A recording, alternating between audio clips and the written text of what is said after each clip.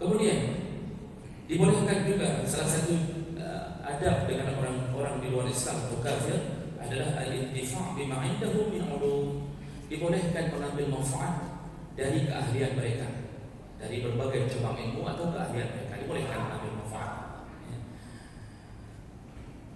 Karena Rasulullah SAW juga melakukan itu.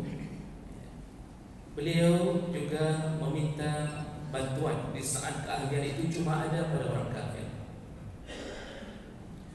Contohnya dari Aisyah Ummul Mukminin qala, ada hadis riwayat Bukhari. Aisyah berkata, istajara Rasulullah SAW wa Abu Bakr rajulan min Bani Ad-Dir. Rasulullah itu pernah menyewa jasa seorang musyrik dari Bani Ad-Dir, hadian kharitan. Dia punya keahlian, dia tahu jalur-jalur kota Makkah, dia tahu jalur-jalur untuk Nabi bisa hijrah. Ini ceritanya cerita waktu hijrah Nabi. Oh, dia ahli, dia tahu jalan-jalan belakang di kota Makkah. Sampai disebutkan dalam Sirah Nabawiyah, mereka berjalan dari belakang kota Makkah dan dia tahu jalan itu. Disewa jasanya oleh Nabi SAW. Wa huwa ala dini kufari Quraisy. Di saat itu orang ini memang masih kafir Quraisy.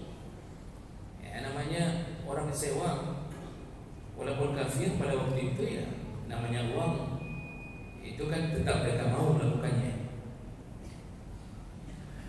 Wa dafa'a ilayhi rahilatayhima wa wa'adahu ghara thawr ba'da thalath layali.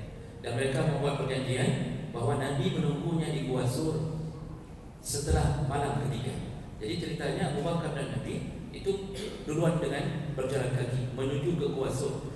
Berjanji di Gua Sur malam ketiga baru datang Yahudi ini, baru datang orang kafir Quraisy ini membawa kuda-kudanya, dan dia punya teman satu lagi, 2 orang yang disewa. Jadi dia punya teman satu lagi, kemudian mereka bawa kuda karena disewa orang dan kudanya sekaligus jasa menunjukkan jalan. Dialah yang menuntut Nabi jalan ke Madinah dari belakang-belakang kota Makkah yang tidak diketahui oleh orang-orang kafir Quraisy. Cuma cobaan terberat waktu di Gua Sur. Karena seperti yang kita sudah dengar bahwa Nabi SAW itu sempat dikuntit oleh para kafir dan hampir saja mereka memasuki gua itu seandainya mereka tidak melihat sarang laba-laba di depan pintu gua. Dan ini semua adalah bahagian daripada hikmah yang Allah berikan. Jadi Allah tolong Nabi-Nya. Abu Bakar sudah merasa takut, bukan takut dengan kematiannya, tapi takut kalau Nabi yang meninggal. Sampai Rasulullah menenangkan Abu Bakar dan mengatakan, jangan takut, wala takhaf, wala tahzan, innallaha ma'ana. Jangan takut wahai Abu Bakar, jangan merasa sedih, Allah bersama kita, Allah bersama kita. Abu Bakar mengatakan, aku tidak takut kalau aku yang mati, Rasulullah. Ini padahal Abu Bakar dengan Nabi ini teman akrab waktu kecil. Jadi mereka ini tidak jauh umurnya, cuma sekitaran 2 tahun. Yang lebih tua Nabi, kalau tidak salah saya, kalau lebih tua Abu Bakar begitu.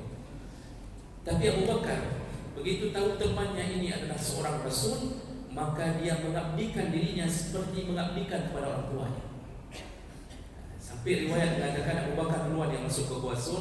Dia mengatakan, jangan masuk dulu wahai Nabi, biarkan aku. Lalu dia membersihkan, sterilkan gua, sampai dikatakan bahwa ada ular yang sempat mematuk kakinya. Baru dia suruh Nabi masuk. Dia jaga Nabi dengan nyawanya. Ini perjuangan. Makanya Allah menjamin orang-orang yang hijrah adalah termasuk ahli sunnah selama hijrahnya karena Allah dan Nabi. Jadi jemaah maka Allah SWT ini Nabi menunjukkan, dari ini menunjukkan bahwa Nabi pernah meminta tolong jasa kepada orang-orang kafir. Juga Nabi pernah memberikan salah satu kebun kurmanya, yaitu di Khaybar. Nabi SAW Khaybar bisyatun. Nabi pernah memberikan kebun kurma kepada orang-orang kafir di Khaybar, dengan perjanjian mereka mengolah kebun itu. Kemudian Nabi meminta hanya setengahnya untuk mereka. Fakana dzalika ala ahli Nabi. Dan itu terjadi di masa Nabi wa Abu Bakar wa sadri min khilafatil. Dan kebun itu terus diolah oleh orang-orang kafir dengan perjanjian dibagi 2 sampai di masa Abu Bakar dan Khalifah Umar.